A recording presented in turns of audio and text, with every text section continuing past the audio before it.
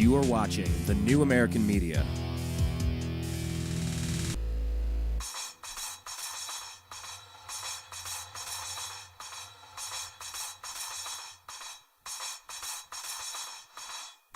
Hello there, Milky Way galaxy. The solar system, planet Earth, North America, California, Los Angeles to be specific.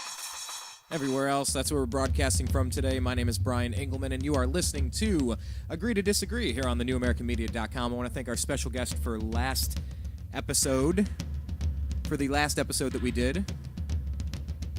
See, we do two things on Fridays. Well, you know, sometimes we do it on different days, but usually on Fridays we do a sports show. That's called the Unhappy Hour. We want to thank Zach Barris, NBA scout, for joining us, talking about the NBA trade breakdown. Thank you so much. You are now listening to Agree to Disagree. This is a place where we talk about from sports to spirituality, finance. Pretty much talk about everything. Everything you're not supposed to talk about inside of a bar. That's what we get into here. So thank you for joining us here on Agree to Disagree. Like I said, I'm Brian Engelman. We want to request that you do something and follow us on Twitter. We're at American_media_. Search us on Facebook, The New American Media. Check out our homepage, thenewamericanmedia.com. And go back and check out the archives and interviews that we've had over at youtube.com/thenewamericanmedia and subscribe to our page. We love your comments. We love your conversation, as always. It's been a heck of a 2 years. We're getting real close to our 2-year anniversary. I got to recall, I think it was somewhere in April when we began this thing nearly 2 years ago. And it's been really interesting. It's been a good time. It's been a good time over the past 2 years. We've had a lot of great conversations because, you know, sometimes you feel helpless. Sometimes you feel silent. You feel restrained. You feel insignificant. You know, you got all the talking heads on MSNBC and on Fox and on CBS and ABC and on CNN. You know, and they're the experts, and we just have to put up with their crap. And then they bring in some people from Washington, and then they debate other people and blah, blah, blah. I don't know, but sometimes the talking points just don't mesh up with importance. They don't mesh up with reality. They don't mesh up with fact. And I don't know. I've always wanted to participate in this conversation and kind of pick out stories that speak to me. Sometimes they're wacky stories. Sometimes they're horrible stories. Sometimes they're inspiring stories. I know there's that phrase, if it bleeds, it leads. You know, if it's horrible, people will pay attention and they'll click on your link because we're just attracted to it like moths to a flame for some reason. But, you know, that's what we're doing here. We're just doing we're just finding the stories that we wish other people would be talking about. That's pretty much what we're going to break down. We're going to talk about, well, the Federal Reserve doing an audit of the paper trail, but not the actual hard assets. There's something wrong with that. Safety drones. Don't you feel safe with weaponized, unmanned planes flying around U.S. skies, maybe firing on things? I don't know. Collateral damage. Who do you blame? A video game player in a room somewhere? Some 23-year-old kid playing a video game, dropping a bomb, presses the wrong button. Whoop. Blew up a car. Must have been a terrorist. What about the Department of Homeland Security targeting children and pregnant women? And grandparents? What? That can't be true. Well, Blake Walley, he's a radio host, he's a blogger, he's a journalist. He's going to join us in just a second to talk about these stories. Also, U.S. is dropping toxic mice on snakes in Guam. That's just almost too weird to understand. We'll get into it. Lindsey Graham talking about drones have killed about 4,700 people. That's a lot of people, folks. Michael Moore says if you feel concerned about your safety, go get a dog. Not a gun, go get a dog. And about this thing where the feds might be attempting to disarm veterans, the people that have risked their lives and limbs and pledged their honor and their given so much of themselves, might themselves become targets when they return home. Didn't we go through the stuff with Vietnam, people spitting on them? I don't know. Call me crazy, but you need to honor those people, not treat them like criminals that have to prove that they're okay to come back. Anyway, we're going to get into all of these things. Right now, we're going to bring in Blake, the eccentric Walley, and we'll just dive right in.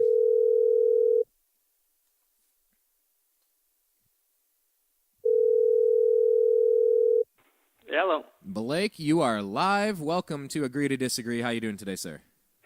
Excellent, Brian. How are you? Take a guess.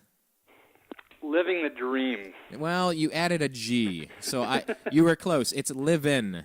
Living the dream. Damn it. All right. You know what? We've only been doing radio together for, about 9 months now, enough to birth a child. One of these days you can drop the G. Right. But, yeah, like I just mentioned there, Blake and I do radio shows. I tend to co-host his Monday show over on freedomizerradio.com from noon to 1:30 p.m. Pacific. He's on every Monday, Wednesday, and Thursday.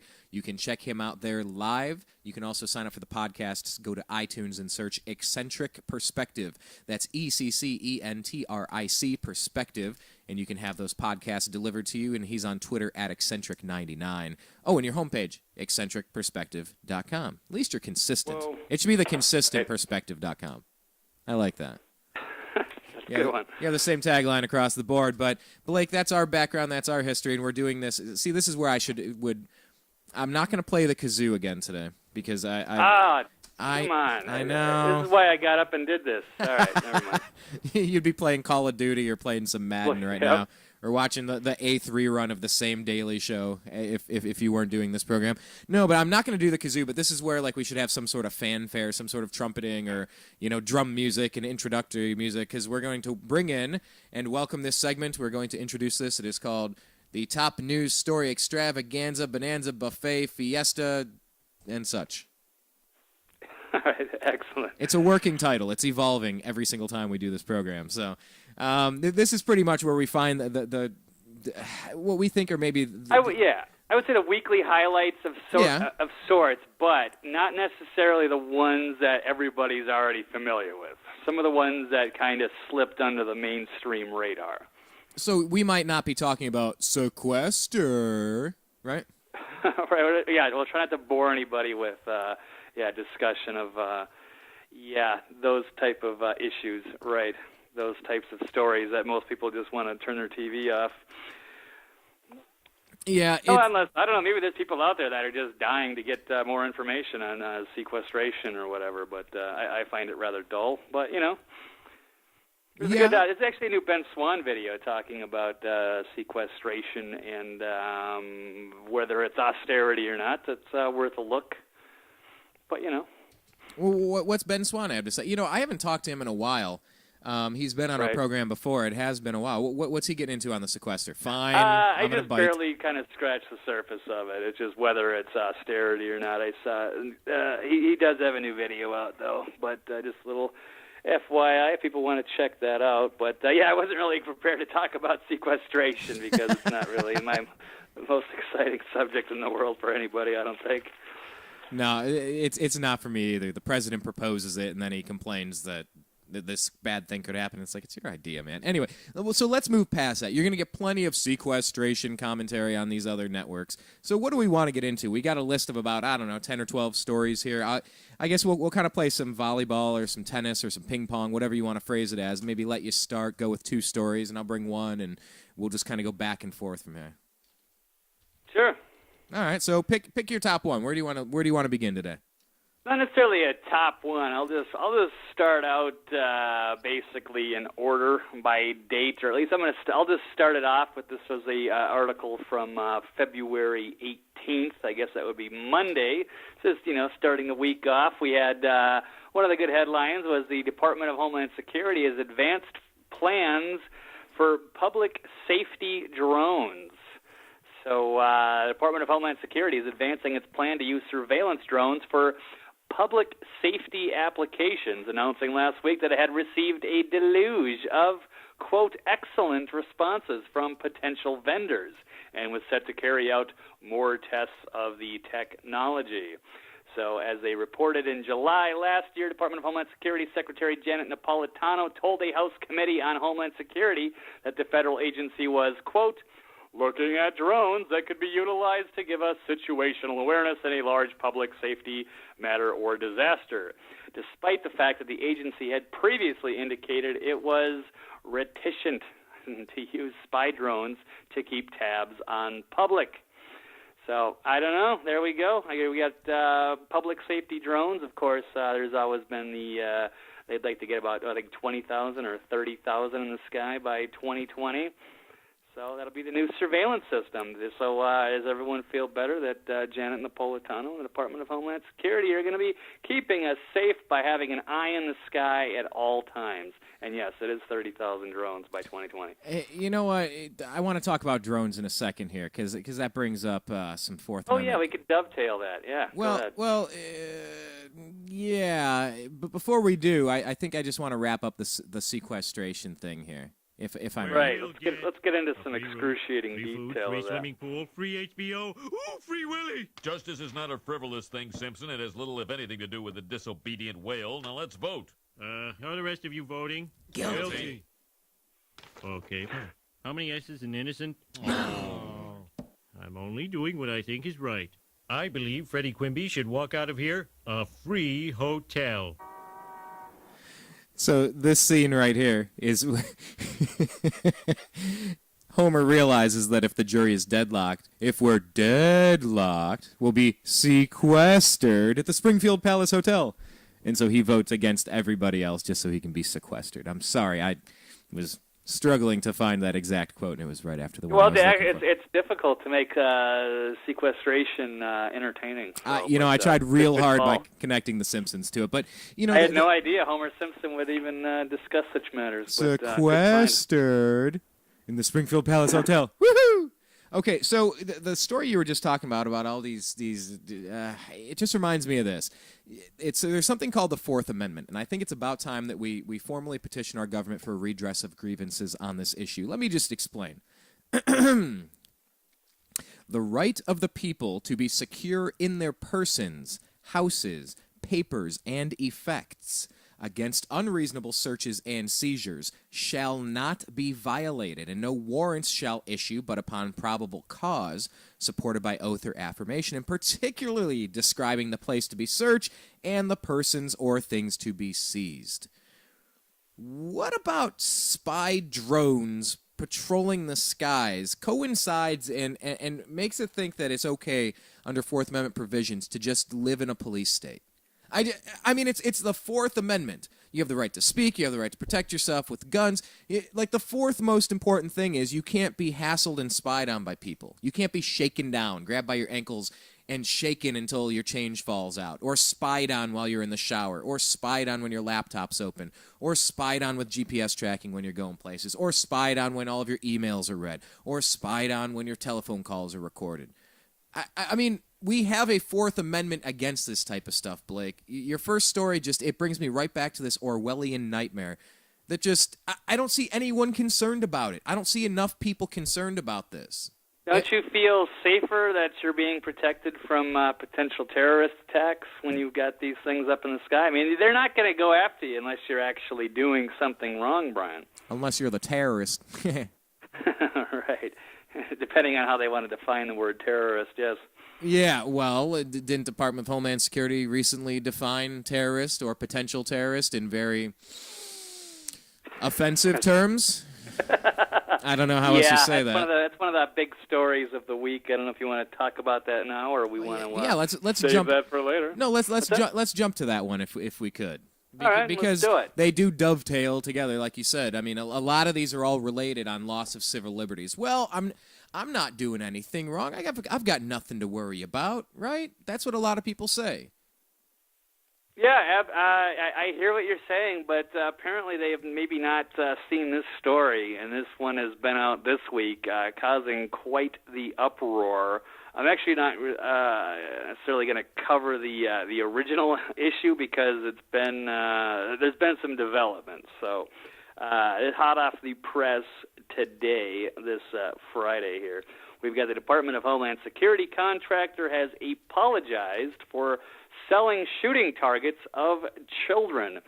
So to give you just a visual, if you for all of those of you that have been in like a gun store or something and you want to buy, let's say you want to do some shooting or whatever, and you can go buy targets, set up targets, whether it's like a silhouette with numbers on it, or at a gun range or whatever, or you can buy one of like Osama bin Laden or zombies. Oh, or, actually, did you hear about that one with Osama bin Laden targets?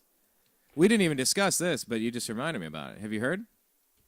No, maybe not.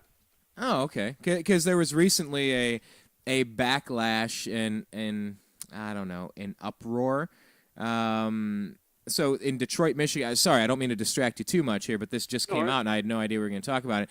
Detroit, Michigan gun shop pulls AK-47 wielding Osama bin Laden skeleton target after protest by a Muslim group.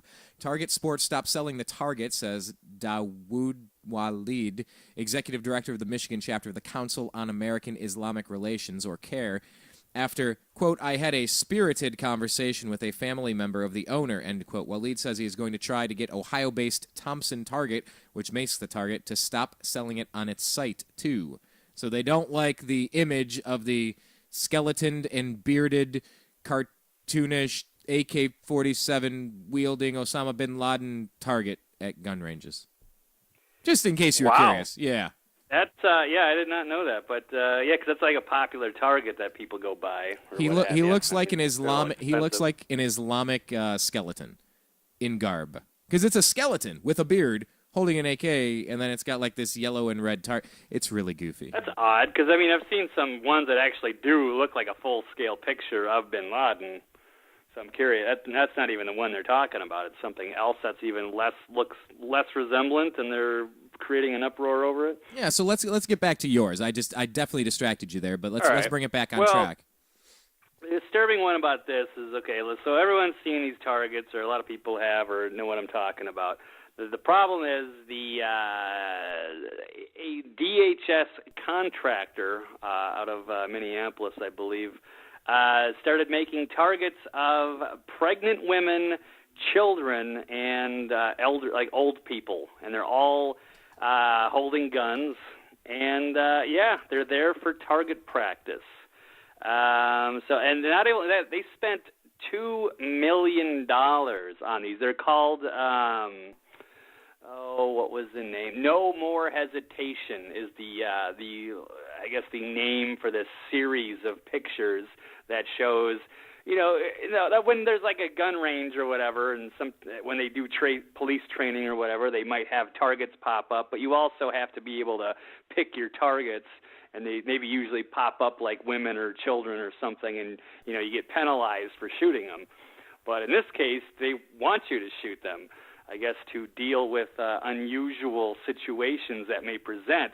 But now that you dovetail that with the fact that the Department of Homeland Security has bought over 2 billion rounds of ammunition, enough to have a 30-year war with the American people if they wanted to, based on usage of the Iraq War.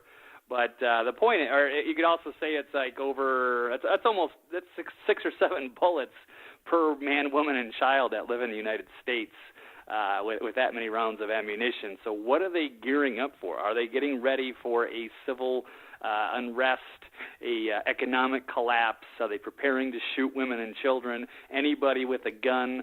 I don't know. But that's what people are freaking out about. So now the company has decided to take them off the website.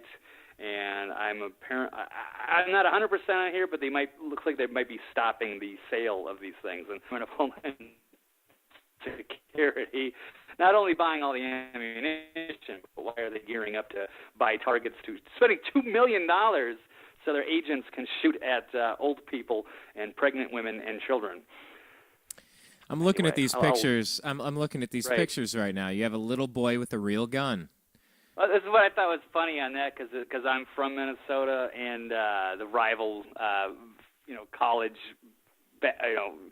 team would be the Wisconsin Badgers. So all these models that are in these photos, I'm assuming, are from Minnesota. So the little boy, a 7-year-old boy, is wearing a Wisconsin Badgers shirt. I thought that was a funny little detail.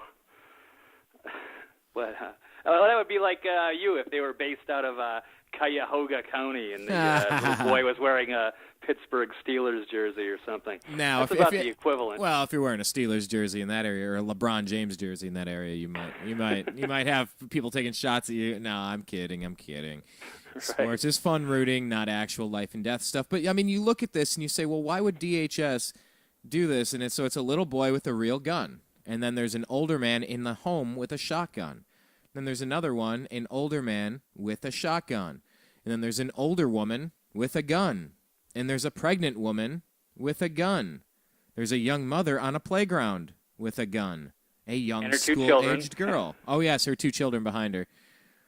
You can shoot all 3. This says war is coming to America. This is on Natural like 3 News. targets in one. It says, well, see, and that's what I said. You know, if a pregnant woman, it's not just a little kid; it's a woman and a little kid. It's like, I mean, that's like the. So what are they training him for? If it ever hits the fan, that the people are going to stand up and say, "I'm not living like this."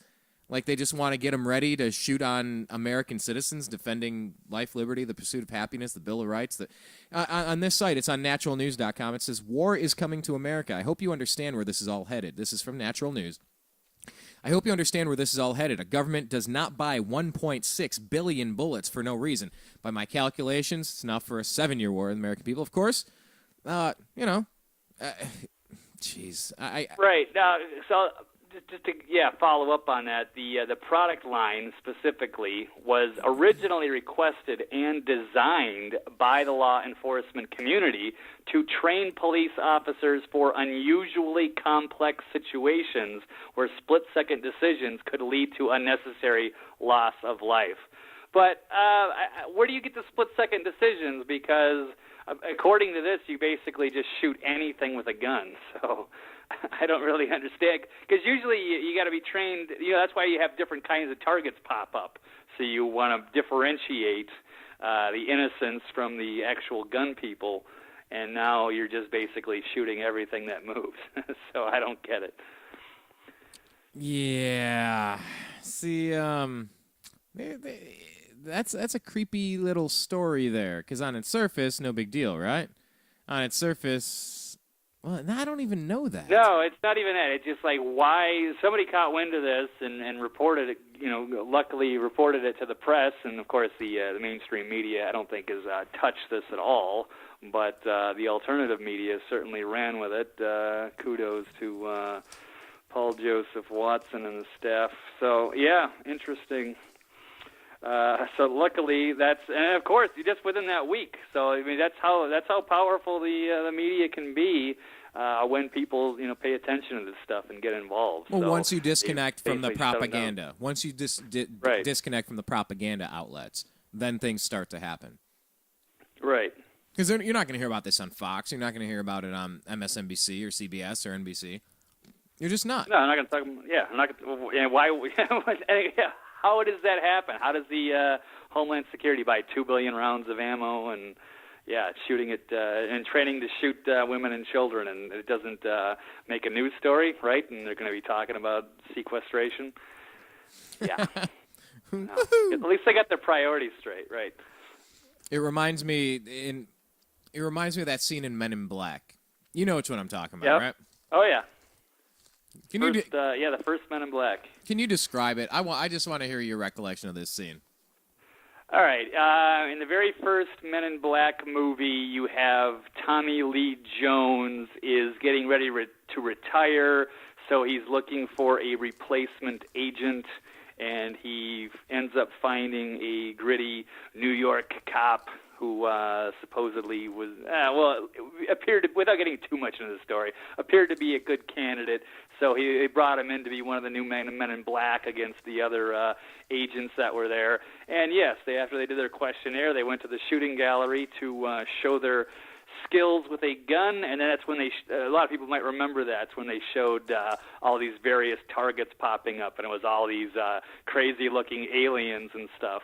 And then the last target that pops up is little Susie, I think, a little 12-year-old with her book on quantum physics, and that was of course, the one target that Will Smith shot. But of course, the point being, this is the middle of the hood, or we're in the ghetto. It's 1 o'clock in the morning. All these crazy creatures around, they're just hanging out. See him? He's not doing anything. See her? Lifting weights. Yeah, he's lifting. Exactly. They're doing pull-ups or whatever. And see her? What is that little girl doing in this neighborhood at 12:30 in the morning with the quantum physics book? Obviously, she's up to no good. We're paraphrasing, but I mean, this is the type of thing that's supposed to pop up now. Is you see the grandfather, you see your sister, you see your mother, you see your child. The people standing up against I don't know what, bad things, perhaps, to protect themselves, to defend the Constitution against all enemies, foreign and domestic. I don't know. But apparently now DHS, the Department of Homeland Security, wants the paid military to start looking at us like we're the bad guy for some reason. Why is that? Why are they stocking up on 1.6 to 2 billion rounds of bullets? Why? For unusually complex situations, Brian. Unusually complex situations, you say? And they decided that it was worth $2 million just for the targets. And God knows how much all that ammunition costs. Okay. Well, I guess nothing to see here. Let's just more sequestration talk. Let's get back to that. All right. Did you see John McCain say that same thing that he disagreed with 2 years ago? Did you hear President Obama making a stern warning? Blah blah blah blah blah. blah. I can't take it. I cannot take it. Fascinating. No, I hear you. Beyond fascinating. Right. Okay, so let's transition away from this one, because if you don't have a problem with the Department of Homeland Security training to shoot your grandfather, shoot your pregnant wife, to shoot your kid, then you don't need to pay any more attention to this story. And I guess maybe we should stop talking about it, because there's nothing to see here, nothing to hear here. No big deal, right?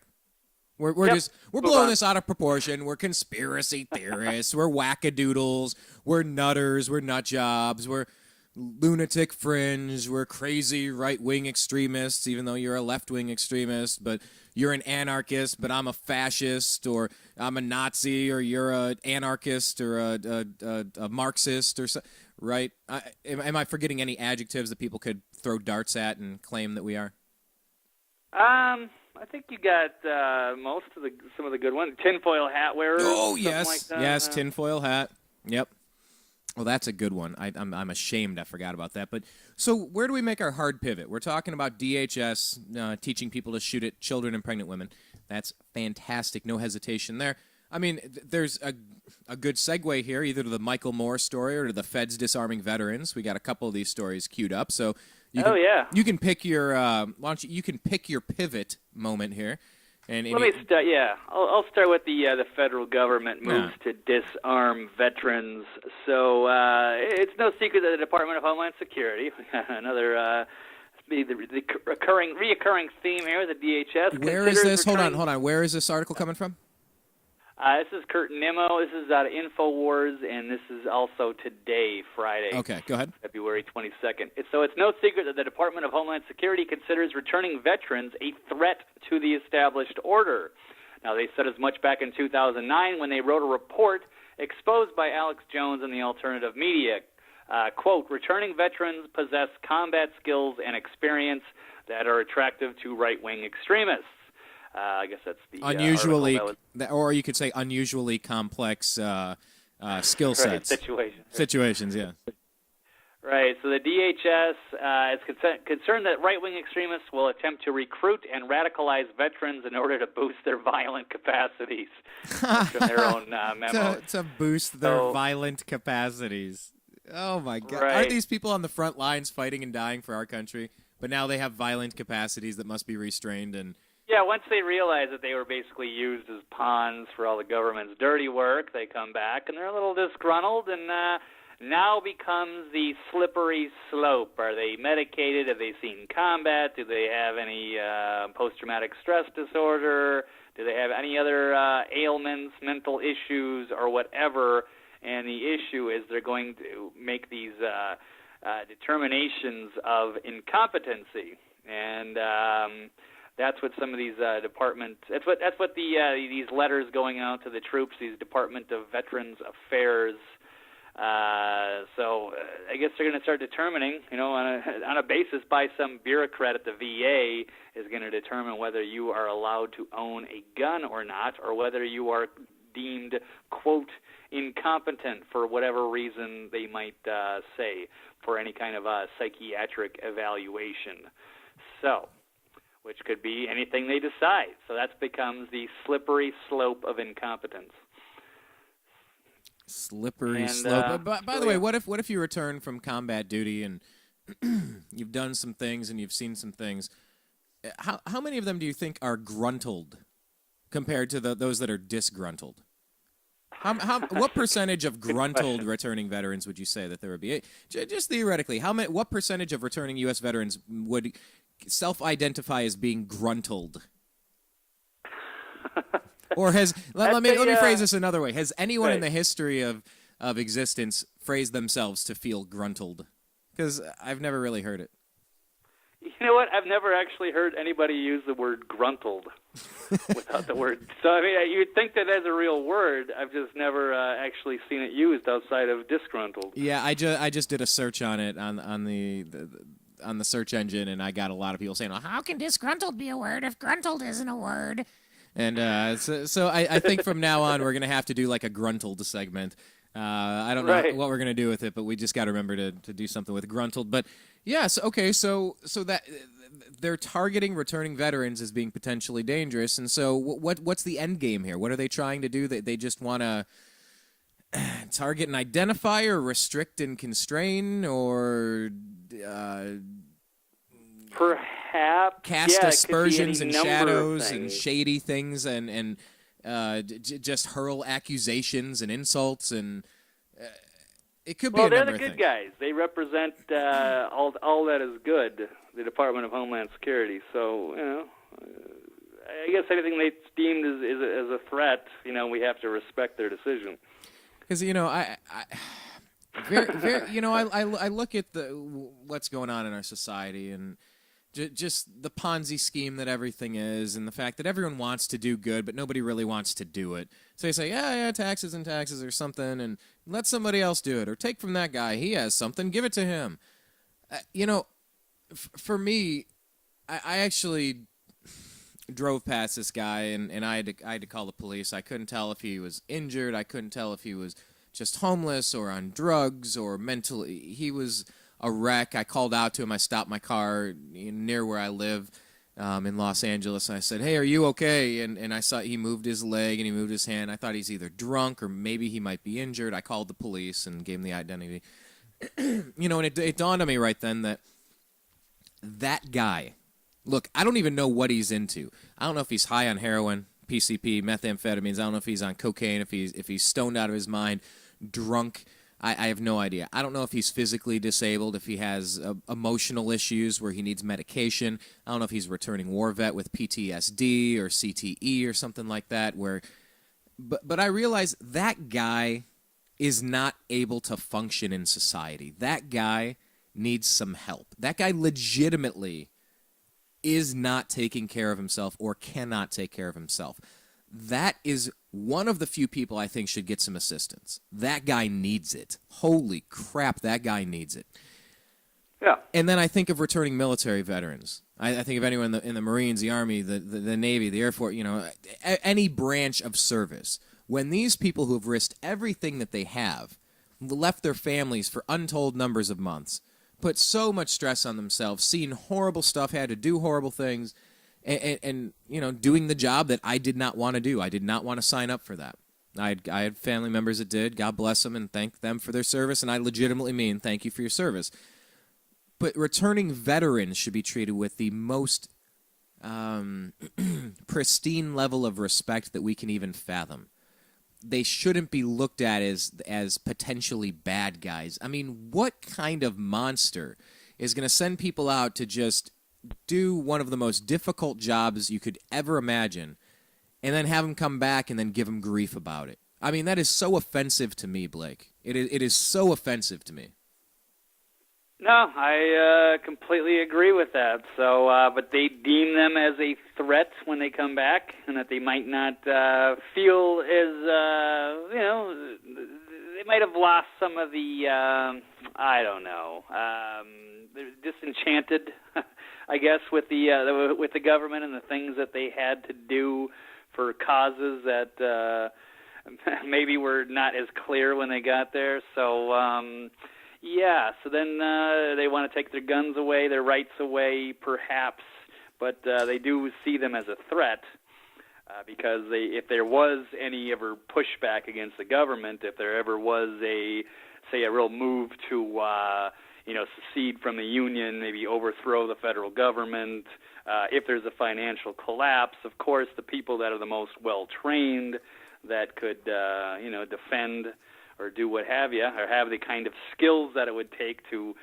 engage perhaps the Department of Homeland Security if they're shooting up women and children, would be the veterans. So, but of course, there's some extreme cases where people maybe should not have guns if they're mentally, they have mental issues. But of course, the problem is the slippery slope of what, why some bureaucrat at the VA, how do they determine whether somebody's competent or not, or what defines that? Well, Blake, in the in the wake of Sandy Hook, Adam Lanza was clearly disturbed. So anybody that has any problems could potentially go kill kids in a school. We have to do something. We just have to do something. Absolutely. So why not overreact? If you're going to react, why not overreact? That's let's the punish point. everybody. Look, nobody wants to see bad stuff like Sandy Hook. Nobody wants to see Brian, that. What do you want to tell the victims' families, Brian? Why don't you tell us? Get a dog. Right. Bring that one up. This is a good time to think self-defense. Think about well, just bring this next one up. This is our transition. This is our little segue here because we're rattling off through this. And this, what do you say for someone that wants to think about self-defense? What do you say to the parents and families of victims? Yes, obviously it's horrible, and I'm sorry, and but because someone gets in a car accident doesn't mean you ban vehicles. Just because somebody does something bad with a gun, you don't ban guns. Just because somebody was mentally disturbed, you don't broaden the swath of people who may be mentally disturbed, and then you change criteria for restrictions of civil liberties and constitutionally protected rights because somebody might do something at some point down the road, like Tom Cruise in Minority Report with pre-crime. You don't do that, but we have to do something, Blake. We have to do something. We have to act. Are you condoning those actions? Oh my God, seriously? That's the only good thing about this gun debate. That is the only good thing about this gun debate is when you talk long enough on the concept of the Second Amendment, on gun control, this, that, and the other. Just give it time. It works its way out. The Second Amendment's there for a reason, and it's not going anywhere. But it's tough, man. It's tough. I sat on a plane, and I said this before. I sat next to a lady, and we were super cool about real estate and this and that and talking things, and she made an offhanded comment about, you got to restrict those AR-15s. I'm like, no, not really. Oh, what, you think that they should have? Yeah, I want what the military has. Oh, you don't want what the military... And I'm exaggerating. She wasn't being, out there and cartoonish. But, of course, I'm going to present her as being that way because I'm being cartoonish now. But I just said, no, I just want what the military has. I said, look, I don't need a tank. I don't need a drone. I don't need a nuclear bomb. That's fine. But the Second Amendment is to give you what the other guy has. So if there are bigger and nastier things, that's what you need. Yeah, we weren't supposed to have a standing army. The whole, one of the reasons of the Second Amendment was if there was an outside threat or something, they would want these citizens to have weaponry that was on par with whatever the enemies had, or hopefully better. And that was kind of the whole point of that. It's kind of a balance of power. So, well, I thought the Second Amendment was all about skeet shooting. Yeah, that's what they'd like you to believe. It was for hunting rabbit. You don't need an AR to hunt a rabbit. That's clearly in the Second Amendment. Rabbit hunting. You don't need an AR for that, right? Yeah, because the Second Amendment. Back then it was it was for muskets, so it was only for muskets, and that's what we should have, right? Or does that make sense? So if there wasn't a threat, an outside threat, we could gather the muskets together to fight the invading Chinese army. Ooh, the Chinese army. Maybe I could bring up that story now. We're making a segue? Yeah, I'm going to bounce over your segue because self-defense. Nah, do yours. We're talking self-defense. Okay, we'll finish this up. There's a big, fat, washed-up slob that lives in Flint, Michigan. Well, are you talking about, who's that, Lomas Brown, the former Detroit Lions offensive lineman that allowed his quarterback to get sacked and injured because he didn't like him? Lomas Brown, ESPN analyst. Is I living remember up there? that, yeah. Anyway, I digress. Go ahead. You're talking about another fat slob from Michigan. All right. It's filmmaker says Americans should only be permitted to own muskets, but here's the quote. So we have gun control advocate Michael Moore thinks that Americans should only be permitted to own muskets, a stance that would instantly criminalize nearly 100 million firearms owners. His message for everyone else? Quote, if you were worried about your safety, get a dog. Yes. So there was some little gotcha journalism. Luke Radowski has made a couple of interactions with Michael Moore, and that was the last thing that he had to say. It keeps getting more and more absurd. So let's see some of these quotes here. There's nothing wrong with the Second Amendment as written and as intended at that time. He's referring to the Second Amendment. He says, I think everybody has a right to own a musket, said Moore as he smirked and laughed. Of course, yes, the word musket does not appear anywhere in the Second Amendment. And let's see here. The next quote. I think if somebody really believes they need a gun to protect themselves, they should have a right to do that, said Moore, before dissuading people from doing so by referring to statistics which he claims show having a gun in the house raises the likelihood of someone in the house being harmed. So, and Luke Radowski was asking about, Mexico and stuff like that and the gun laws. And so Michael Moore replies, if you are worried about your safety, get a dog. So there's your solution. Wow. Everybody go get it. Why now? Now we're going to put the dogs in harm's way? We're going to make it their problem? Should the kids go out and get pound puppies? Do they still make those pound puppies, or it's just I Beanie haven't Babies? heard that in a while. I know. I I'm going back like 2.5 decades for the pound puppies, but probably just Beanie Babies, or I don't know what dogs people have now. I don't know. I mean, okay, so get a dog. What if someone shoots the dog now? What if someone shoots your dog? Get another dog. Get 2 dogs in case someone shoots your dog. Right? That sounds like a logical solution. You have to get a couple of big dogs. We have to get a couple of Rottweilers, a couple of Pit Bulls, German Shepherds, I guess. So they're going to have to be guard dogs, so I guess we're going to have to train them to be aggressive. And I don't even get this. So, but I mean, don't forget Michael Bloomberg, Bloomberg, and Dianne Feinstein, Rahm Emanuel. They would want to limit the number of dogs that you could have.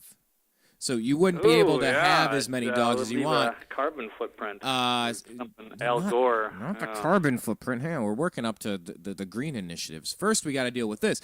You don't want high-capacity dogs. You don't want lots of teeth. You just want, limited teeth, like maybe 5 dogs or 7 maximum or something, right? Right. And what are the other kind of liabilities that could happen if... with the dog, or what if the dog goes nuts and bites one of your kids or something? What if the dog was a former Marine dog? What if the dog was a returning war veteran dog? A dog of honor returning from Afghanistan. Would Department of Homeland Security have to screen this dog to see if it could be a potential threat in the hands of somebody trying to protect themselves, as Michael Moore suggested? I'm at a loss to figure out the logic on this. So if there was an armed criminal, I'm not sure exactly what the dog is going to do. Sure, it would make a more difficult target, I suppose. It would make a barking noise. That's what would happen. It would make the barking noise. Yes, it's a good deterrent in certain situations. Yes. Dude, this is so wacky, man. I get up here every week and I try to talk about stuff. I'm on your show. By the way, Blake's show, once again, for everybody, it's called Eccentric Perspective. It's on every Monday, Wednesday, Thursday from noon to 1:30 p.m. Pacific on freedomizerradio.com. Yes, that's a fake word. It's FREEDOMIZER, freedomizerradio.com. You can go on iTunes and search for Eccentric Perspective and get that there. Follow him on Twitter at Eccentric99. But, I do these shows with you on Mondays, and then you come out here on Fridays, and, in between, sometimes do some shows, and then maybe I'll jump on a couple of my other buddies' shows and do some stuff there. But this stuff gets so wacky. It gets so ludicrous. I mean, if you have a Second Amendment, it's clearly the second most important thing. It's of tantamount, of utmost importance that you learn how to protect yourself, that you get your shotgun, you get your handgun, you get your training, you understand how to do. I mean, it's common sense. I feel not a compulsion to do it. I feel that it's necessary to be a responsible, productive member of society. You know, people say, you know, I don't know, hillbillies and stuff have given the term militia a bad name. You know, it really frustrates me because the concept of what was started. Let me just read this. A militia, generally refers to an army or other fighting force. Okay, a fighting force that is composed of non-professional fighters, like citizens of a nation or subjects of a state government that can be called upon to enter a combat situation, as opposed to a professional force of regular soldiers or historically members of the fighting nobility. We're all supposed to be members of the militia. We're all supposed to be, in case really bad things are happening, we have the capability of protecting ourselves and our loved ones. That's it. We're not supposed to be out there being Johnny Cowboy and it's a Wild West. Come on, kid. You're in the wrong neighborhood, son. None of that stuff. You know, you don't need to be out there trying to regulate and legislate and... Okay, I'm going to stop rhyming now. But you get what I'm saying. I could have gone for about 10 minutes there. But we're all supposed to be responsible for our own house, our own persons, our own families, our own neighborhoods. And it's turned into this professional fighting service, and it's starting to turn into a police state, and it's just getting really weird. Why is Department of Homeland Security training people to shoot grandparents with guns and little kids with guns and pregnant women with guns? Tell me why, if it's not to turn the guns on the people. I could tell you, but I would sound like a conspiracy theorist. Say it, you nutter. Say it, you tinfoil hat wearing fool. Fine. It looks like the economy is on its last legs, and there could be a collapse at some time. And I'll just say in the next few years. You know, and if that happens, then people might get very angry with the government. Of course, people are pretty disgruntled towards Washington. Oh, there's that word again. So either it could be a potential overthrow. We might just say, okay, enough of these clowns in Washington. It's too corrupt. It's time to make some changes. Or you're looking at Iceland overthrowing or, you know, arresting their bankers and starting over, and that their economy's turning around right now. And Iran, of all countries, even they've just announced that they're going to execute 4 bankers that have been messing around there. Here, they just get away with anything they want. Henry Paulson, except for Bernie Madoff. Of course, you got John Corzine running around. You know, there's all kinds of white-collar criminal activity. Actually, Bernie Madoff is now sending emails to CNBC talking about J.P. Morgan engaged in all kinds of fraud. So, yeah, it's not looking so good for our financial system. And, of course, we're talking about sequestering and all that kind of good stuff. I mean, we know that they're kicking the can down the road. We know they don't have any solutions. We know they don't talk about auditing the Federal Reserve. So obviously the system is falling apart. You got, yeah, I mean, the corruption is beyond repair. And, yeah, so there's a possibility that they could be looking at going to war with the American people, or maybe they want a civil war. I have no idea. But this is why we need to have these dialogues so this doesn't happen, or we could have a peaceful solution. So that's why we need. That's why it's so important to expose these stories and stuff. And like I said, look what happened. This company, you know, $2 million contract with Department of Homeland Security to furnish all these crazy you know, targets, and now because it has been exposed, now it's gone. So. You know, there's still things that we can do, but, you know, we've definitely got to be paying attention because, yeah, the things are only going to get weirder and weirder as we go down into the future here. Well, talk about things getting weird. This is something that I've been seeing a lot of, and can I say that we have not been attacked? I'm talking about the New American Media. We have been attacked. So cyber attacks... It's something that concerns me. You know, you get down the rabbit hole and you wonder, okay, we've only been talking for the most part about our government and about how our own returning war veterans are being treated and or mistreated, as I could say. We're talking about how our government is stockpiling weapons. That's all fine and good, meaning horrible and dangerous and should keep you up at night. if you just connect the dots between these 300 stories. No, it's not just 4 wacky things. There are hundreds of connected stories that makes you just kind of wonder what could really be going on here. But what you have to understand is that the game of Risk is not just played by one country. This is global.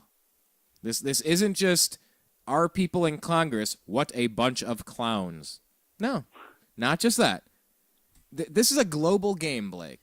And the Second Amendment was not just for sport shooting and deer hunting, as it clearly is defined in there, with muskets as well. And muskets, yes. And dogs, apparently. The right to keep and bear dogs. I love it.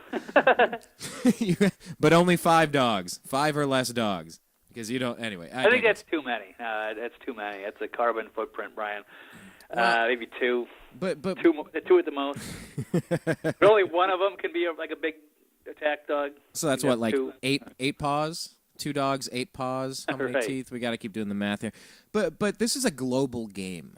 You know, this is the thing that people need to... you don't need an AR-15. What if somebody invaded this country? Well, we have a military... What if something happened? Well, we have dogs. What if the military goes bad? Yeah, we have dogs. Who does the military take orders from? Yeah, exactly.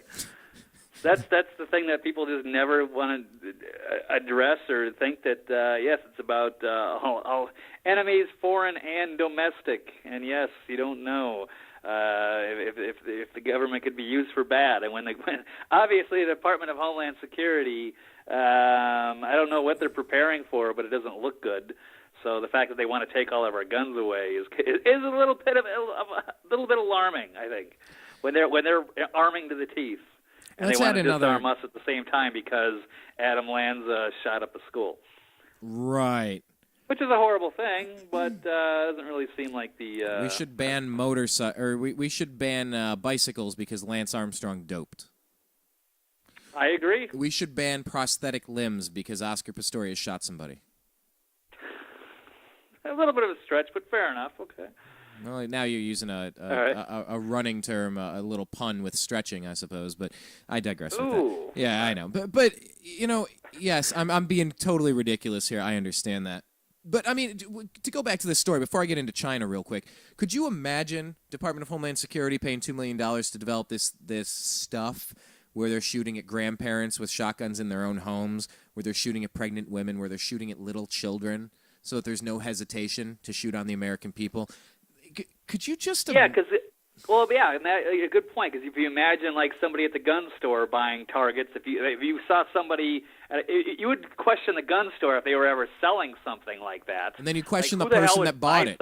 You question the person that bought it. You sick so-and-so. You sick so-and-so. Yeah. What are you buying that for? What in the world are you buying? Who would recreate a Sandy Hook schoolroom just so we can not hesitate? Who's going to shoot a pregnant woman? What in the world are they doing? Oh, well, she has a gun. Well, is she defending herself against really bad people doing stuff to her? Why are you training to shoot a pregnant woman? Blake, this stuff just... Well, the Department of Homeland Security saw these targets and said, you know what? Here's a check for $2 million. We want them all. You know what? You give me $2 million. Tell me all of them. Here we go. Look, I'll get you a couple of quick pictures of a grandpa in a Mossberg. I'll get you a quick picture of a little 20-something-year-old pregnant woman with Smith & Wesson. What did they do with the other $199,000 after they went to Kinko's? Seriously, what did you spend $2 million on? Researching what a pregnant woman looks like? How do you spend $2 million on that? You just take a picture and you go get a fat head made. You know, like those sports things, like the life-size things that you slap up on the wall. What are they, $100? Yeah, you go get a fat head made of Grandpa out with his duck gun. Okay, where are the other 199? Oh my gosh, Blake, hang on. Need a moment of clarity, moment of calm. I'm just going to move to the next story because I think I'm going to be talking about this DHS thing for a while. Looking at those pictures really set me off. I knew the story was on the radar for what we were going to talk about. I heard you talking about it the other day. I've kind of seen, blurbs on Twitter and stuff. Excuse me. But until you see the pictures of what they're supposed to be shooting, if you don't want to face reality and connect the dots here, that there is a massive effort underway to God, I can't even believe there I'm is no thinking this stuff. justification for this. And then since they won't answer and respond and, give us a reason outside of, what was their quote again? Let me have to pull that up here again. That would be non-traditional threats and, I can't remember. I have the other one here. Unusually complex situations. There we go. Unusually complex situation. Do you think Lincoln uttered those words prior to turning the guns on his own people? I don't even have any idea. What did Spielberg teach us? Is that going to win for the Oscar? That's coming up. Oh, I really can't even comment on that. I don't even know. I haven't been to the movie theaters much this year, so I can't comment on any of the new release movies. Hey, to talk about new release movies, let's make the transition there, because I really need to get away from this story before my eyeballs pop out of my head. Gotcha. Before my eardrums bleed and I just have a massive aneurysm and just say, I'm going to the other side. It's got to be better than this. I need to move to something else. But you talk about new movies and going to the movie theater. You ever hear a poopy people? I said poopy. What? Oh, okay. People. That was awesome. That was a weird word blend. People. You ever hear of people who are getting bootlegged? I combined bootlegged with people, and I got poopy. People bootlegged poopy. All right, seriously, I'm done saying that. Right. Have you ever heard of people getting bootlegged copies of movies that are currently out in the theaters? You've heard of that, right? Oh, yeah. You know what? I was in New York a couple of years ago, and they have, people that carry around backpacks full of movies, and they just, approach you in restaurants and stuff, and they're just like, here's a menu, and I've got all these movies in my backpack or whatever, and then, they make a bunch of bootlegs of stuff. Yeah, no, it's pretty prominent stuff. I hear you. Yeah, so that stuff tends to happen with Hollywood movies from time to time. Yeah, it's a big deal over in Asia and stuff like that. They're always bootlegging the movies. See? In Mexico, I believe, as well. So yeah, now it goes you're on. now you're getting close, because now it's not just. There's a story here. This is out of theeconomist.com. An American information security firm has identified a secretive Chinese military unit as the likely source of hacking attacks against more than 100 companies around the world. In a report made public on Tuesday, the firm Mandiant, based in Alexandria, Virginia, said it could now back up suspicions it first reported in more qualified form in 2010. The firm had said then the Chinese government may have authorized the hacking activity it had traced to China, but there was, quote, no way to determine the extent, end quote, of the official involvement. In its new report, Mandiant upgrades its assessment. Quote, the details we have analyzed during hundreds of investigations convince us that the groups conducting these activities are primarily based in China and that the Chinese government is aware of them, end quote, the report said. China's government has denied the allegations. Hong Lei, a spokesman for China's foreign ministry, said on February 19th that China has itself been a victim of cyber attacks and that it enforces laws that ban such activity. Quote, groundless criticism is irresponsible and unprofessional, and it will not help to solve the problem, end quote, he said of the Mandiant report. So here we go. Because when you hear about people outsourcing, oh, yeah, go to China. Yeah, go to China. Go to Taiwan. Go to India.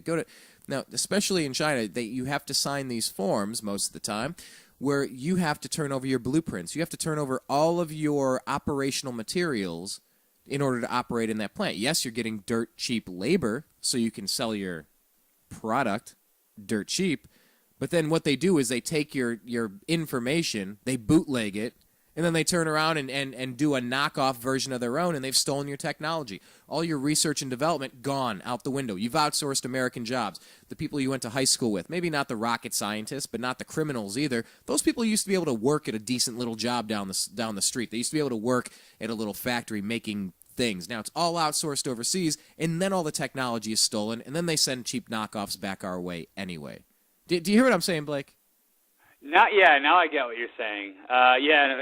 Apparently anything that you bring into China, any American company that does business in China, they have to give up their patents, I do believe, no matter what the product is. But yeah, if they're going above and beyond and they're just taking other patents, or that is a huge deal and a huge problem. And yes, I totally get what you're saying. And now. when you've had some of your accounts hacked, like we have over here at thenewamericanmedia.com, you take on these stories, you read these stories with a different level of intensity. You question a little deeper, you dig a little deeper underneath the surface, because if this is happening on one regard, you know it's happening elsewhere, and you just wonder how deep the rabbit hole goes and how vulnerable everything is.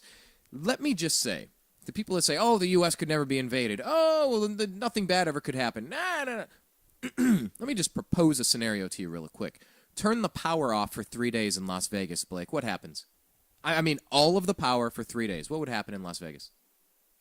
There could be some chaos. That would be pretty intense. I can't even imagine such a thing. So, the last time there was a big deal, I think, was 9/11. I remember I was working that day, and of course they grounded all the flights. And I remember the city ran out of rental cars because everybody was taking rental cars to go home.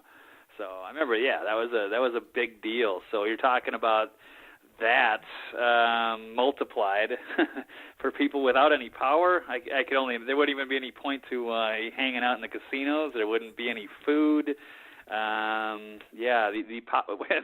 Especially in a place like Vegas, where we pretty much have to import everything, that would be bad. So when you consider Second Amendment stuff, you don't need an AR. Realize that there are people, whether it's Russia, whether it's Cuba, whether it's Iraq and Afghanistan or Mali, go on down the line, whether it's 20,000 dead bodies on the northern border of Mexico at our southern U.S. border that is still porous in certain places. Just realize that at one point the power could go out for a couple days and it might get real dicey, and you might really want to protect your family from, I don't know, being killed. So I don't know. There won't be, if anybody guns and attacks, it's only going to be one person at a time. There would never be such thing as a gang or anything. I mean, why would you need an AR-15? Why would you need anything more than a single shot? Nice. Okay, that was sarcasm. Okay. That sarcasm was so intense, I had to pause to figure out where you're going with it. And I go, oh, that's sarcasm. I've invented a new phrase also, and feel free to use it. It's called snarkasm. Snarkasm. I like that. So it's snarkiness mixed with sarcasm. It's very similar, but it's a little more pointed. It's a little funnier. It's a little more jagged.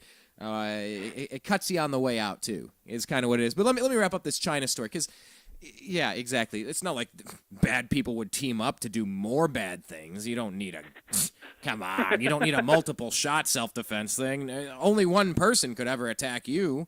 Right. Okay. Anyway.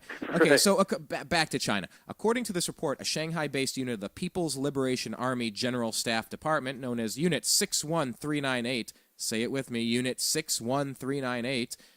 You didn't say it with me because you didn't remember him. Can you remember the name? Unit 61938. Oh, you were close. It was Unit 61398.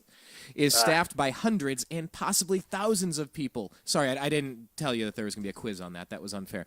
It's staffed by hundreds and possibly thousands of people specially trained in network security, digital signal processing, covert communications, and English linguistics. Try to say English linguistics 3 times fast. Okay, there's your quiz. Go. English linguistics, English linguistics, English linguistics. I just want to go to Olive Garden and get some linguine now. Maybe I'm crazy. Ooh, that sounds good. No, the unit's 12-story building has been equipped with a special fiber optic communications infrastructure in the name of national defense. Mandiant said that since 2006, it has observed attacks from this unit against at least 141 companies spanning 20 major industries, including 4 of the 7 strategic emerging industries that China has identified in its current 5-year plan. The New York Times, which hired Mandiant to investigate China-based cyber attacks against its news operations, was the first to report on the firm's Well, that makes sense. If New York Times hires Mandiant to investigate China-based cyber attacks, they're going to be the first to report on it. Mandiant concluded that the attacks against the newspaper had come from a different Chinese source. In the case of the attacks described in the new project, Mandiant said it could not prove the attacks came from within the military building it identified, but it concluded this was the most plausible explanation for its findings.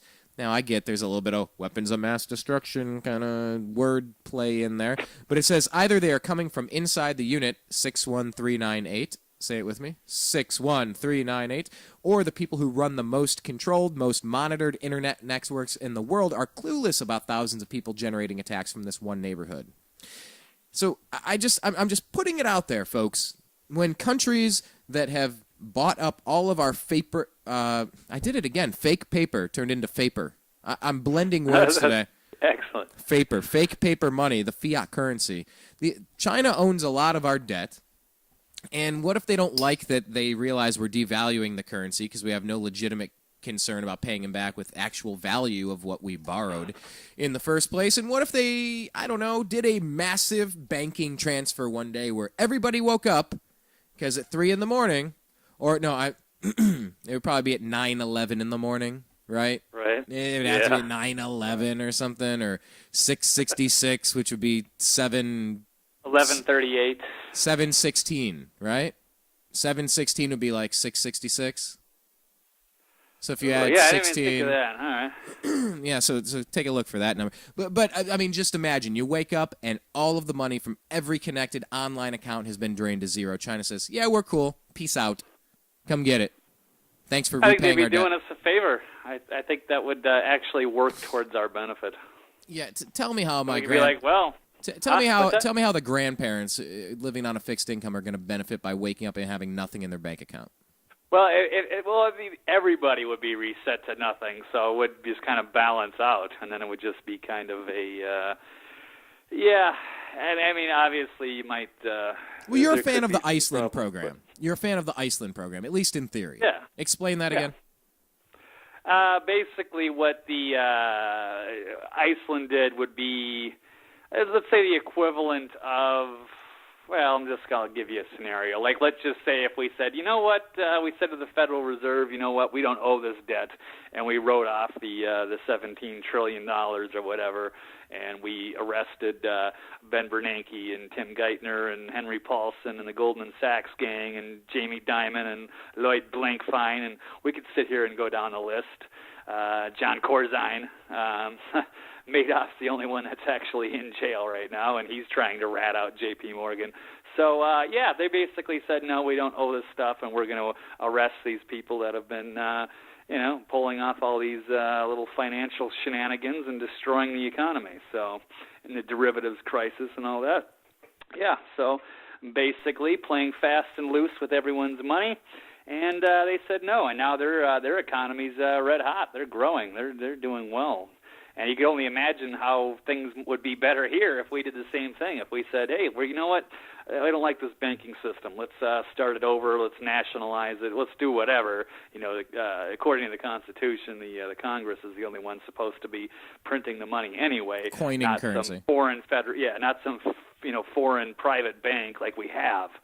So that's just dragging us down. It's going to be indefinite austerity, and it could be on the verge of collapse. So, the system, we definitely need a big change, and we could, easily turn this around, very easily, if people want to get involved and start paying more attention and start holding people accountable. Well, what if we just did an audit of the Federal Reserve? Well, what if something like that was possible? Just to make sure everything's where it's supposed to be. That should be the thing. That should be the course. A very full audit, and then by that time we'll expose. Do you mean? Let me ask though. Do you mean FULL or FOOL? A fool or a fool? Yes, a full FULL. Oh, I thought you meant FOOL. Okay, sorry. Oh, no. A full audit. Yes, they've done some little, goofy little partial audits because they don't want to show the books. They don't want to show you where all the bailout money's going. They don't want to show you what they're actually doing. Well, tell us about it. You have a story about this, right? Well, yes, there was a audit recently done of the Federal Reserve's gold. Now, Germany had been here because they're trying to repatriate. They're trying to get their gold back out of the New York Fed. So they sent some of their people over here to go check it out and did audit and make sure that all their gold was there. And the auditors the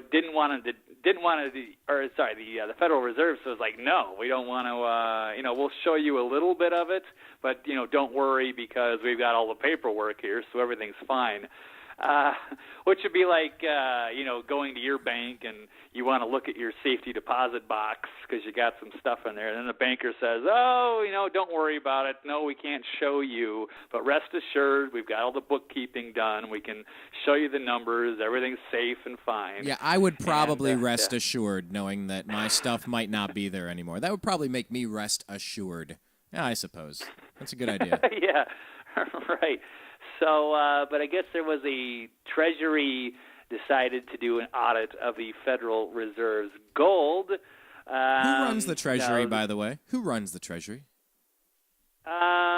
That would be, Timothy Geithner is going to be stepping down, so they're trying to find a new secretary. And where did he come Jack from? Lew or somebody else. Where did Goldman these guys? Sachs. Now, is Goldman Sachs one of the people that are the private investors of the Federal Reserve?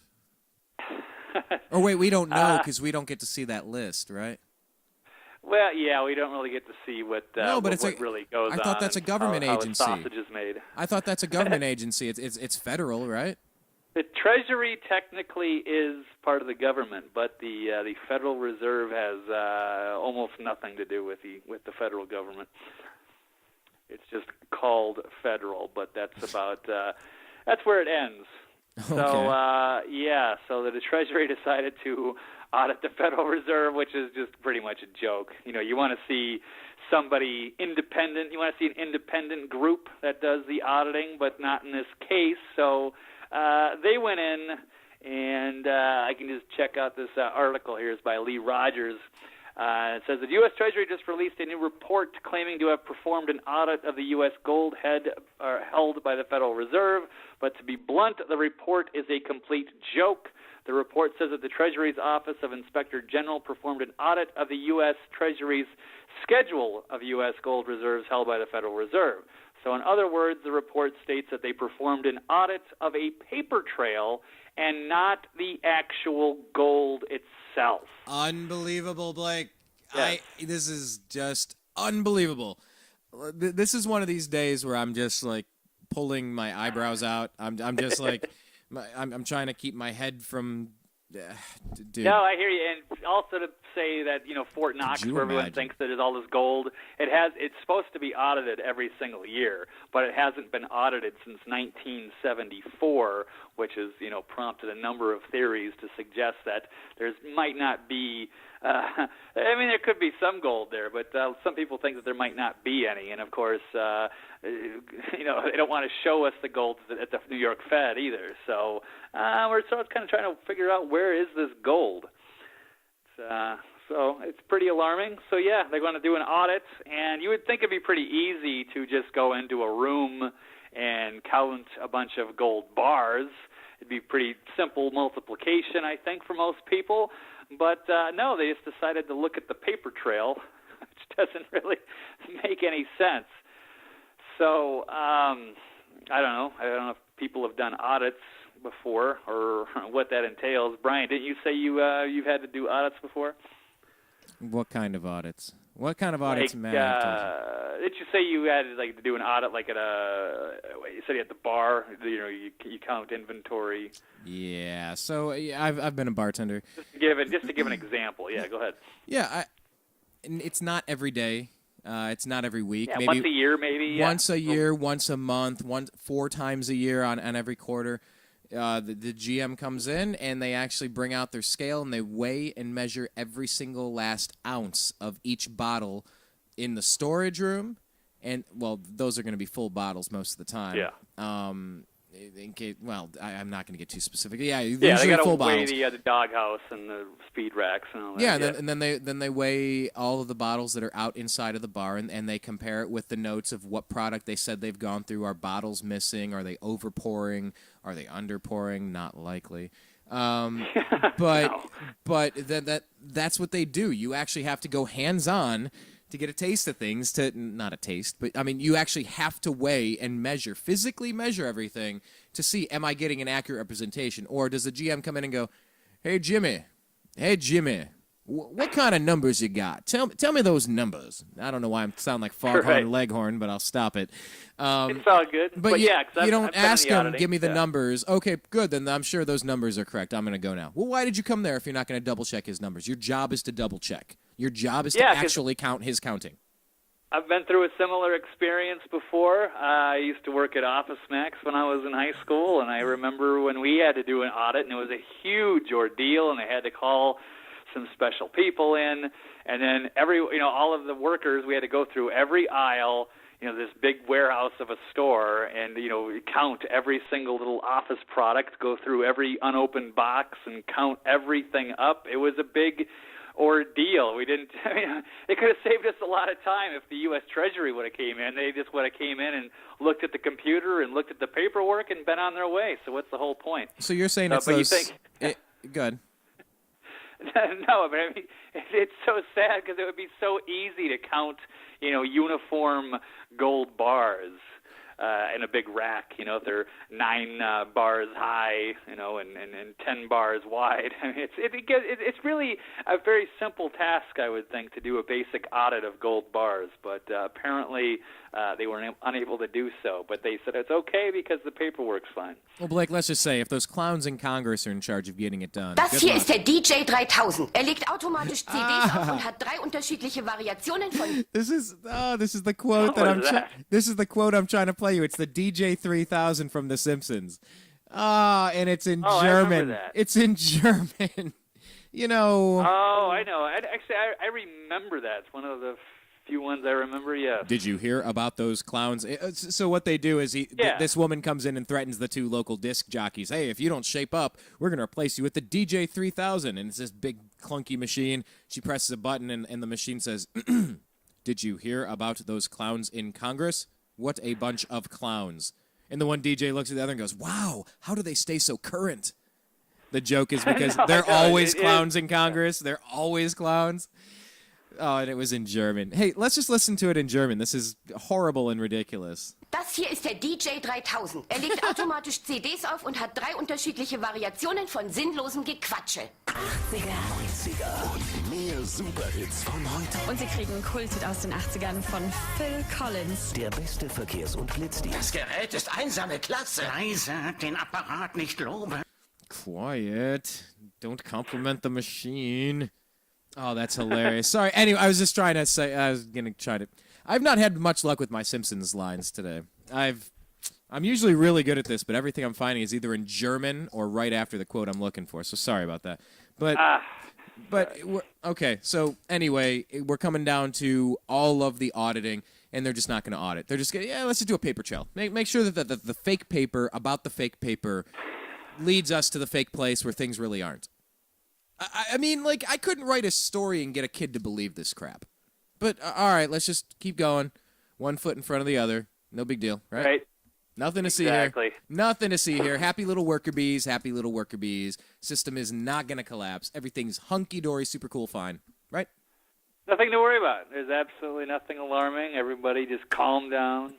Just take a Prozac and drink some fluoridated water and watch some CNN. You'll be fine.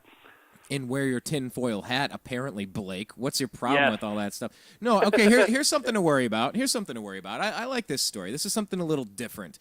And I've made a vow to be a little bit more positive. Because, look, until or unless things, unless the ship hits the sand, as I like to say, unless the ship hits the sand. No, I did that properly. I did not swear or cuss.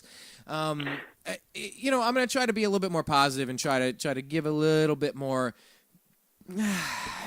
just a little outside of the box of stupid political and paranoid conspiracy type things, okay?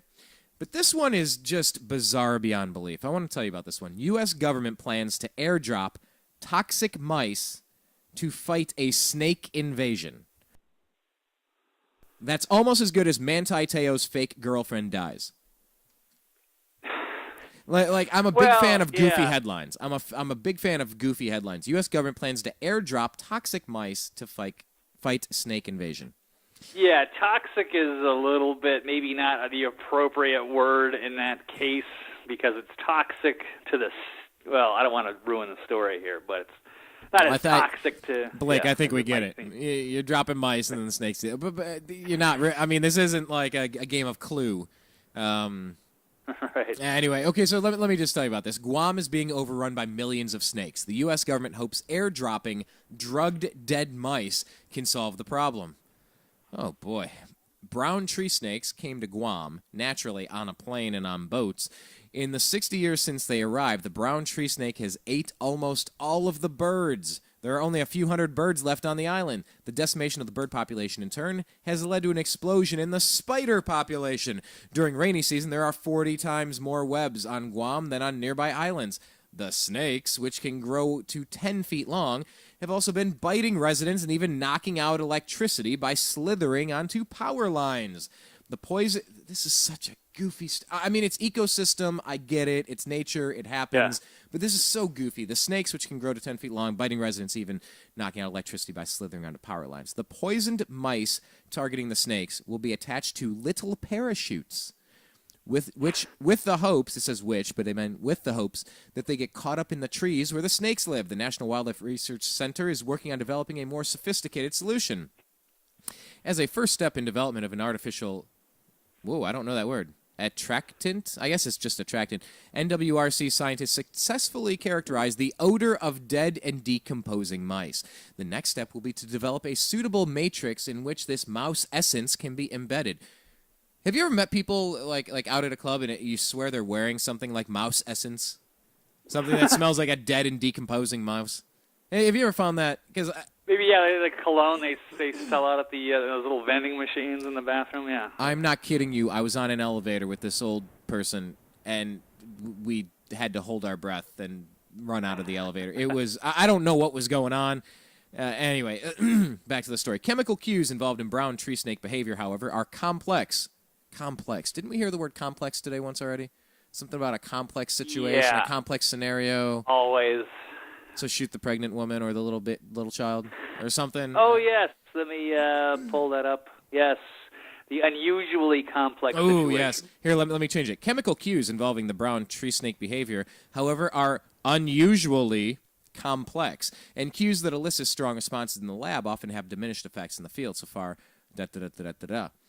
Why is so much effort being poured into solving this problem? The brown tree snake could be headed to Hawaii next. Despite extensive screening efforts, 8 brown tree snakes have been found on Oahu since 1981, hitchhiking on aircraft from Guam. An economic analysis found that proliferation of the brown tree snake in Hawaii could cost over $2 billion annually from medical incidents, power outages, and decreases in tourism.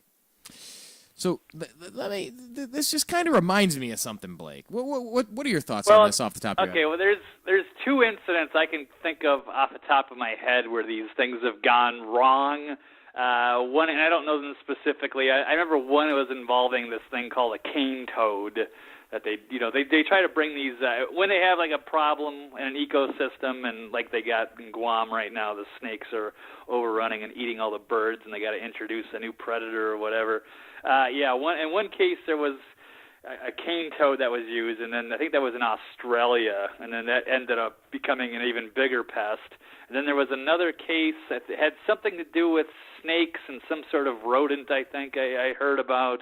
And the problem there, the mistake they made there was that the rodent, I believe, was like the snake. One of them was a daytime creature and one of them was a nighttime creature, so they never actually interacted.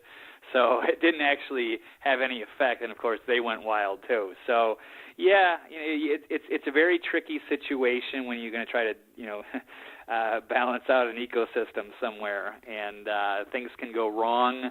And we'll see how this one works. It's an interesting idea, I guess. And of course they said the toxic. It's basically the same thing in Tylenol, acetaminophen or whatever you call it. Apparently it's toxic to the snakes, but it's not toxic to humans. So, yeah, I guess that's what they're going to try to kill the snakes with, is all these mice that are loaded up with Tylenol, basically. And we'll see how it goes. I'm curious to see. But go ahead, Brian. I know you had what do you think of? The first thing that I thought of was, let's just stick with the trend here. A Simpsons episode, shall we? Excellent. This was one where how do you even phrase it? Bart had a BB gun, and he was aiming at a bird that was in the nest, and he's getting picked on by Nelson, like, shoot it, and so he moves the gun over to the right and pulls the trigger, and it goes and kills the bird. He goes, wow, you even corrected for the crooked sight. And he's like, oh, like, because he was intentionally trying to miss it, but not seem like a wimp. And so he has to nurse these birds back to health. Turns out these little egged things, they weren't birds. By the time they hatched, they were these little tree lizard snake things that ate the birds. And then they would eat the mom that would come back into the... So that was the whole gist of this episode. And this one is Principal Skinner talking with Lisa Simpson, because the whole town is now overridden with these tree lizards that are eating the birds. And this was pretty much in direct response to the same stories you were referencing. It's the same type of messing around in the ecosystem kind of story. And it reminded me of this. Principal Skinner says, well, I was wrong. The lizards are a godsend. Lisa, but isn't that a bit short-sighted? What happens after we're overrun by lizards? Skinner, no problem. We simply release wave after wave of Chinese needle snakes. They'll wipe out the lizards. Lisa, but aren't the snakes even worse? Skinner, yes, but we're prepared for that. We've lined up a fabulous type of gorilla that thrives on snake meat. Lisa, but then we're stuck with gorillas. Skinner, no, that's the beautiful part. When wintertime rolls around, the gorillas simply freeze to death. And it's this whole, like, convoluted one thing after the next thing. It's all the unintended consequences of this crap when we start meddling around and trying to make sure that we dominate the ecosystem and get things figured out. Or just trying to fix a mess that is wiping out birds. I don't know. It's so wacky to me. Yeah, they mean well, but any little thing can really, it's a delicate thing that could go really horribly awry. But apparently these tree snakes do sound like a big issue, and they're sending in dead rodents, so at least they won't get out and start multiplying and making a problem worse. Who knows how that'll go? But interesting stuff. So they've gotten it wrong several times in the past, but good luck to them. Well, speaking of good luck, on this endeavor. Speaking of good luck, are we all wishing our drones, our safety drones, good luck as they keep us safe in the skies? The safety drones, absolutely keeping us safe in the skies, right, Blake? Tell us about that one. Okay, well, yeah, we did discuss that a bit, but the one thing we didn't mention was the number. Death toll. Yeah, what is the number of this thing that we're talking about? These safety drones that are so awesome. Yes, the safety drones that are over in Yemen and Pakistan and Afghanistan. Because I don't actually know if people know how many people have actually been killed with drones. And I think if you asked most people, it would probably be like, a couple hundred or something. I don't know. Brian, did you ever have a number in mind when you think there's drone attacks? Do you think, they probably killed a few like Al-Qaeda people and stuff, and there's been some collateral damage, but you're thinking maybe a few hundred people that have maybe died? Didn't unmanned drones implode the Three Rivers Stadium? That's your neck of the woods. I don't know anything about that. I'm California. They still have Three Rivers Stadium? No, that was imploded a while. Pittsburgh. That's before PNC, right? Oh, see, I usually call it S somethingsburg, but yeah, Pittsburgh. Yeah, sorry, I'm a Cleveland Browns fan, but anyway, I heard. I don't know what number I would guess, but you had a guess off the top of your head, and it was kind of low. Yeah, I was thinking like 400 or 500 range, something like that. But I was off a bit. So I'll get to the quote here. So it was the first time this is from yesterday, a couple days ago? Yeah. It was the first time a politician or any government representative had referred to a total number of fatalities in the drone strikes, which have been condemned by rights groups as extrajudicial assassinations. So the toll from hundreds of drone-launched missile strikes against suspected al-Qaeda militants in Pakistan, Yemen, and elsewhere has remained a mystery as U.S. officials refuse to publicly discuss any details of the covert campaign. But Republican Senator Lindsey Graham, a staunch supporter of the drone raids, openly cited a number that exceeds some independent estimates of the death total. And here's his quote: "We've killed 4,700. Mr. Graham was quoted as saying by the Easley Patch, a local website covering the small town of Easley in South Carolina. And here's the good quote: "Sometimes you hit innocent people, and I hate that. But we're at war, and we've taken out some very senior members of Al-Qaeda," Mr. Graham told the Easley Rotary Club. So, yeah, that's obviously a problem. Almost 5,000 people, and you can only imagine how many innocent people that were killed in these raids, which is probably pretty, consider, because you're not really actually looking at a target. You just got some guy basically playing a computer game thousands of miles away. And, I remember there's a story a couple months ago where somebody, one of the drone operators, told his superior, "Hey, I think we just shot a kid or dropped a bomb on a kid." And the superior goes, "No, that was a two-legged dog." So, Lord. there's a lot of innocent. So that they might, bomb a wedding party just to get the one crazy uncle who happened to be affiliated with Al-Qaeda, and that's justifiable in their book. But, a big deal. It's the first time it's ever been leaked out officially, and it was a pretty alarming number, I think, for most people. So the debate now is whether that was, I don't know if it was classified.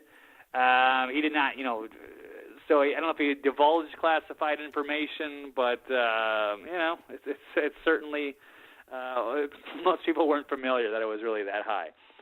So... Well, hopefully these benevolent overlords will patrol our skies with kindness and they're just going to be watching all-knowingness. They're not actually going to be, who knows.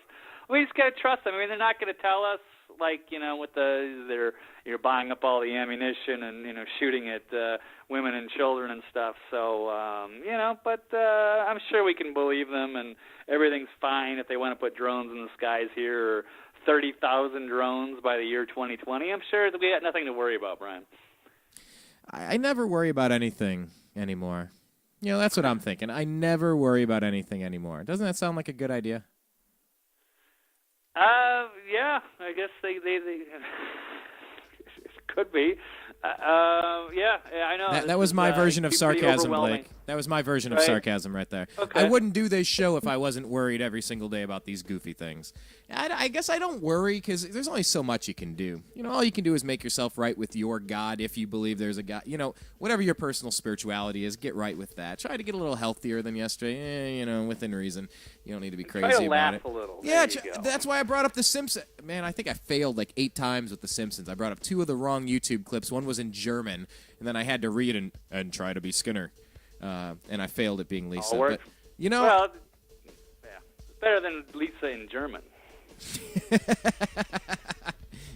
If anyone needs me, I'll be in my room. What kind of catchphrase is that? You know what? That reminds me. I really I'll need be to hiding under my bed. Yes, as well. I need to get back to my Simpsons. But you're right. I mean, like, I have to force myself to find humor and stuff. You want to find humor in really weird situations? Watch The Daily Show. Watch The Colbert Report. Follow The Onion. Just have some fun a little bit.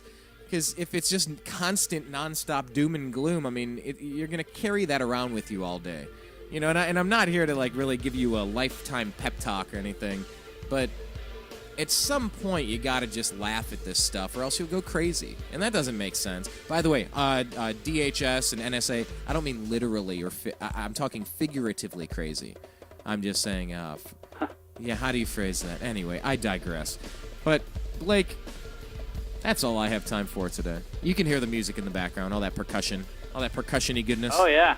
That cue, right. Why don't you tell everybody where they can find you online, and we'll probably try to do this again, I don't know, maybe next week. If Monday.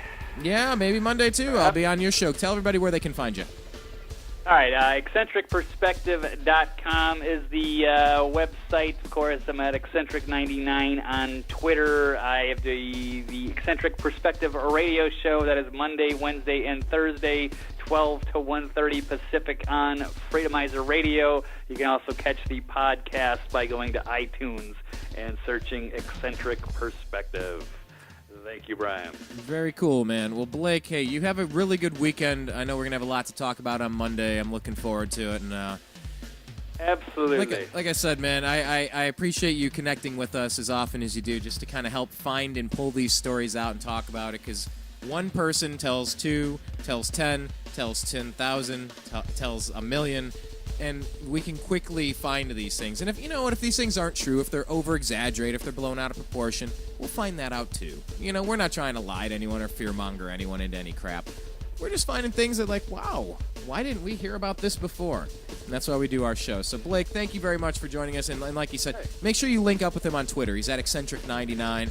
Every other road will take you back to it through Twitter. So make sure you find him over there at Eccentric99. And, Blake, thank you again for your time. We'll talk with you again soon, pal. Hey, thank you, Brian. All right, take care. That was Blake, the Eccentric Walley, everybody. I want to thank you for listening. I want to thank our guest, Zach Barris, for joining us on the Unhappy Hour earlier in the program talking NBA action. Please do us a favor. Check out our homepage, thenewamericanmedia.com. You can follow us on Twitter. We're at American_media_. Go on Facebook, search The New American Media, and like our page because we like it when you do that. And please subscribe to youtube.com/thenewamericanmedia. I love the fact you guys take the time to listen to this. It means a lot to me. We're just getting warmed up, folks. Until next time, peace.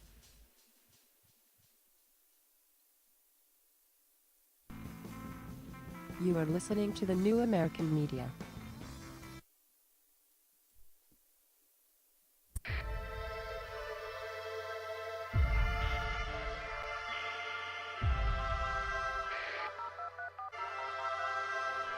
Welcome back, netizens, to this newest edition in Juice Media series of rap news journalism with me, Robert Foster. This evening we're actively delving in depth to facts which affect all of us who dwell on this internet. And we've got to give a special welcome to all the ladies and agents from the NSA, ACO, MI5. Glad you're listening in, because today's show is all about surveillance and how it's spreading from the streets into our modems. As we speak, laws are being tacitly written in to implement ways of controlling the expanse of this internet to keep us safe, we're told. But from whom? And will this place ever be the same if these plans go through? To find out, we connect with our first guest to comment on the matter. We're live at the Panopticon with General Baxter. General? Son? Good to have you back again with us. Explain why the state is spying on us. My fellow Oceanians, as you know, we've always been at war with Eurasia. Or is it East Asia? Either way, it's war and we need division to wage it. But now the proles are connecting online, bypassing these illusory divisions of race, religion, and nationality. Sounds grand to me. It's a catastrophe. Centuries of hard work are being undone, profits are vanishing, and it's due to the internet. It's empowering humanity. We need to get this snafu under control rapidly. How? Behold the latest weapon in the war of terror. Our greatest invention since 9/11. Guaranteed to keep us free and safe forever. I give you the surveillance state, ladies and generals. Our secret wires log your key style. Monitor every single number on your speed dial. Rewind straight to your position with facial recognition and pinpoint you within 0.03 of a mile. We've put eyes everywhere without consulting you, keeping you safe whether or not you want us to. Soon there'll be no freedoms left for threatening. Then we'll have won the war. Take that, terrorism. Brilliant. Thank you, General. We now interview our resident guru, Terrence Moonseed, for a different view. Greetings. How does this situation look? I have one word for you, Robert. Double plus ungood. The world populace of 7.4 billion are all headed in the direction of Orwellian totalitarian oblivion. My voice is hoarse, yelling about stellar winds, cold chilling them and trap wire weaving through the world wide web we all dwelling in. Face it, the all-seeing eyes in all of our Facebooks like a virus, and in these iPhones with Siri, or should I say Iris. Next in line is RFID devices and mind chips triggered by chemtrails the plagues spray the sky with. This time it's too far. Check out the base they're building in Utah, where they'll be storing all your data for over a century. It's FUBAR. And under the outback is an entire tunnel of wires, an echelon base called Pine Gap to hijack our mother Gaia. Hey, maybe your mother's gayer. Boo-hoo. Why didn't you just kill yourself like most of your troops do? That's it. Now you're on the cast iron list. Hang on, General. Why weren't we informed about this? Sorry we didn't tell you about our grand plan before. It was meant to be a surprise, under wraps in a store. But some spoil sports had to go and ruin it for all by blowing whistles in spite of the damn law. Bill, Benny, and Thomas Drake are trailblazers for leaking these tactics. Hey, civil liberty activists, this is all legal. Anything we do now actually is. How did... You can't question my authority, thanks to this. And that shit's global, people. In Australia, it's now legal for the government to store all SMSs, searches, and emails. Australians, it's taking place under your nose. Unless you wake up, all your data are belong to ACO. Come on, everyone knows. You can trust the government now. If you've got nothing to hide, you've got nothing to worry about. That might be the case with things that are happening now, because most people agree with most of the laws that are being handed But once the Illuminati reveal their agenda for you, this surveillance will enforce laws you no longer consent to. But by then it'll be too late to protest too. And anything you've ever said, typed or browsed can or will be used against you. I'm confused. So what should we do then? What should we do? Nothing. This is all an illusion. It's just a ride, a delusion, the Matrix, the Maya deceiving us. Oh, you hippies really make our job so much easier. Sorry to interrupt, but we're picking up a signal from beyond the space-time continuum. Quick, switch on the juice channeling portal. Wait, is that George Orwell? Good day, too. Wow, what do we owe this honor to? I tried to warn you noobs, but I see you are actually fools, or else you thought this was an instruction manual. Yes, so can you advise us? What would you have us do? An open and universal internet is the most effective tool you have to address the issues that afflict the world at hand. Therefore, protecting it is the most essential task that stands before your generation. I think I understand. Hush, man! You must not lose the internet. Heed this mantra. Who controls the internet controls the data.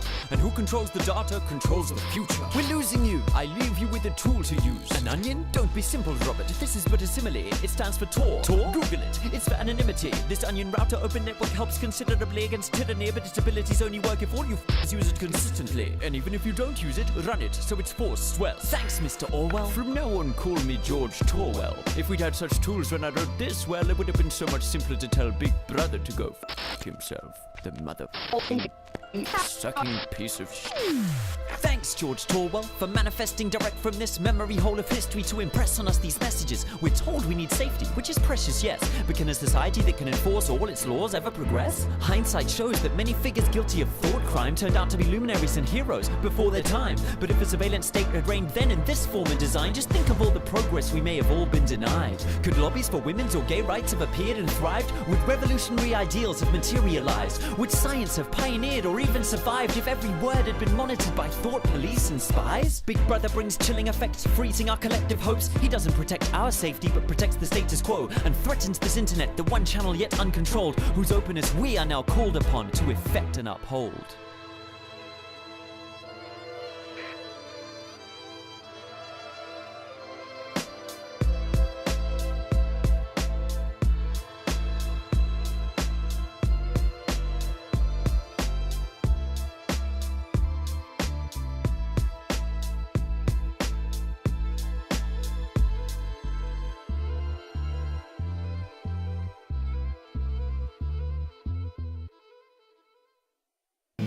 If you're tired of the other stuff, take a look at thenewamericanmedia.com.